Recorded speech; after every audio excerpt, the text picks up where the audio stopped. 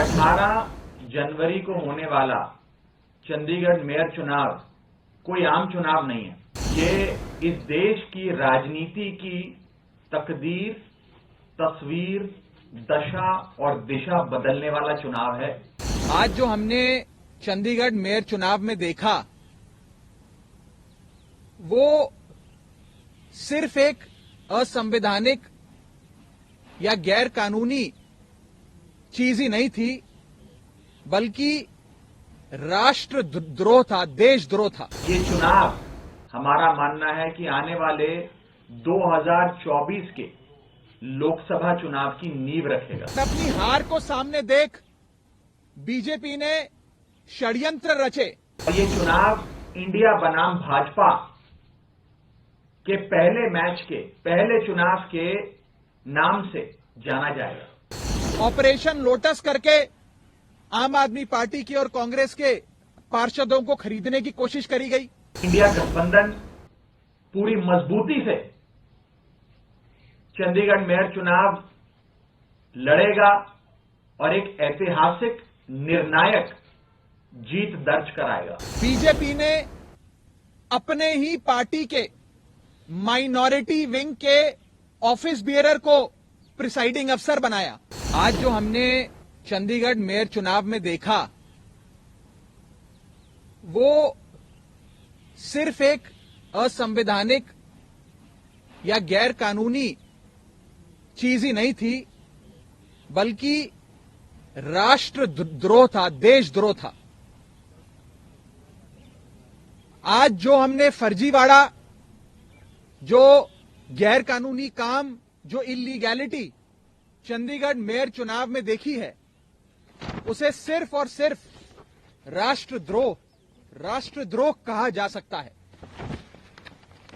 आप सभी ये बात जानते हैं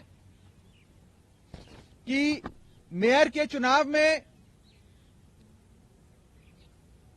20 वोट इंडिया गठबंधन के पास थे और मात्र 16 वोट भारतीय जनता पार्टी के पास थे। 15 और 7 में अगर मैं एक और अन्य वोट भी जोड़ दूं, जहां 20 वोट आम आदमी पार्टी और कांग्रेस पार्टी के इंडिया गठबंधन के पास थे, वहां गठबंधन का जीतना, इंडिया अलायंस का जीतना तय था। और अपनी हार को सामने देख बीजेपी ने षड्यंत्र रचे। सबसे पहले 18 जनवरी को होने वाले चुनाव में प्रिसाइडिंग अफसर, जो चुनाव कराता है अफसर, उसे बीमार करके अस्पताल में भर्ती करा दिया ताकि उस दिन चुनाव ना हो। फिर चुनाव की जब नई तारीख आई जो हाईकोर्ट ने निर्धारित करी, उस बीच ऑपरेशन लोटस करके आम आदमी पार्टी की और कांग्रेस के पार्षदों को खरीदने की कोशिश करी गई। जब बीजेपी का ऑपरेशन लोटस भी फेल हो गया तो बीजेपी ने आज आप सबकी आंखों के सामने और आप सबके कैमरों में कैद जो फर्जीवाड़ा किया है, पहले मैं सिलसिलेवार तरीके से आपको बताना चाहता हूं। बीजेपी ने अपने ही पार्टी के माइनॉरिटी विंग के ऑफिस बियरर को प्रिसाइडिंग अफसर बनाया। यानी कि जो शख्स घोषित भाजपा का सदस्य है, उनका ऑफिस बियरर है, पदाधिकारी है, उस माइनॉरिटी विंग के सेक्रेटरी को प्रिसाइडिंग अफसर बनाकर उसकी देखरेख में चुनाव कराने की घोषणा करी। चुनाव में जब वोटिंग समाप्त हुई और काउंटिंग की बारी आई तो इस भाजपा के ऑफिस बियरर प्रिसाइडिंग अफसर ने किसी भी पार्टी के इलेक्शन एजेंट को आगे नहीं आने दिया। आप सब जानते हैं, आप सब चंडीगढ़ मेयर चुनाव देखते आए हैं, जब भी वोटों की गिनती होती है तो इलेक्शन एजेंट, तमाम पार्टियों के इलेक्शन एजेंट अपनी आंखों के सामने काउंटिंग टेबल पे खड़े होकर काउंटिंग करवाते हैं। लेकिन पहली बार इतिहास में देखा गया कि इलेक्शन एजेंट्स को दूर कर दिया गया, उन्हें टेबल के नजदीक नहीं आने दिया गया।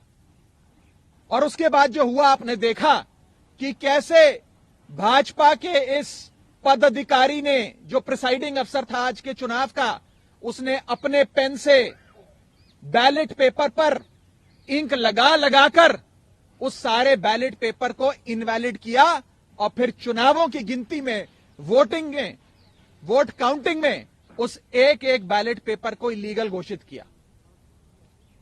पहली बार चंडीगढ़ मेयर चुनाव में कुल 36 वोटों में से 8 वोट इनवैलिड घोषित कर दिए गए। इतिहास में आज तक नहीं हुआ।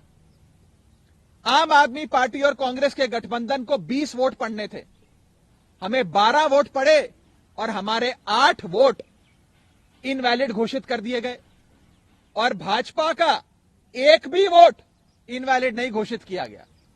भाजपा के और उनके कुल वोट 16 थे, उनको 16 वोट पड़े और आम आदमी पार्टी के 20 में से 8 वोटों को इनवैलिड यानी कि अवैध घोषित करके हमारे वोटों को घटाकर 12 कर दिया गया।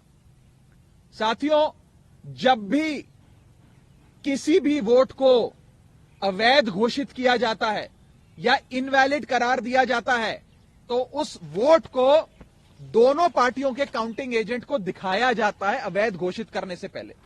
यह डमी बैलेट पेपर है जो मैं आप सबके सामने लाया हूं। जब काउंटिंग के दौरान इस प्रकार के बैलेट पेपर को इलीगल घोषित किया जाता है तो प्रिसाइडिंग अफसर, अगर मान लीजिए मैं प्रिसाइडिंग अफसर हूं, तो मैं दोनों पार्टियों के इलेक्शन एजेंट को वो दिखाऊंगा बैलेट पेपर की, देख लीजिए यहां इनके निशान बाहर लगा हुआ है, ये इनवैलिड है, मैं इसे अवैध घोषित कर रहा हूं। ऐसे दोनों पार्टियों के इलेक्शन एजेंट को दिखाया जाता है और दिखाने के उपरांत उनकी सहमति से और जो डीसी चुनाव हुए, जो डिप्टी कमिश्नर बैठे हैं, उनकी सहमति से इस वोट को अवैध घोषित किया जाता है। लेकिन आज ये नहीं हुआ। आज ना इलेक्शन एजेंट को दिखाया गया, ना डीसी को दिखाया गया और बस एक एक कर आम आदमी पार्टी के वोटों को और कांग्रेस पार्टी के वोटों को अवैध घोषित कर दिया गया।